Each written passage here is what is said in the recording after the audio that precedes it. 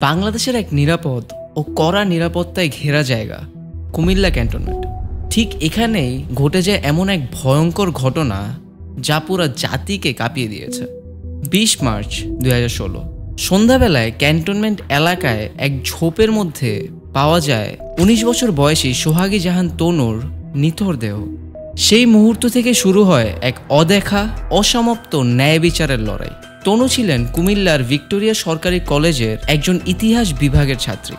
একই সঙ্গে তিনি ছিলেন নাট্যকর্মী এবং জড়িত ছিলেন সাংস্কৃতিক চর্চায়। তার বাবা ইয়ার হোসেন কুমিল্লা ক্যান্টনমেন্ট বোর্ডে কর্মরত ছিলেন এবং সে তার পুরো পরিবারকে নিয়ে সেই ক্যান্টনমেন্টের ভিতরেই থাকতেন। সেদিন সন্ধ্যাবেলায় তনু তার এক শিক্ষার্থীর বাসায় পড়াতে গিয়েছিলেন, কিন্তু রাত গড়িয়ে গেলেও সে আর বাড়ি ফিরেনি। খোঁজাখুঁজির এক পর্যায়ে তার বাবাই তার সন্ধান পায়।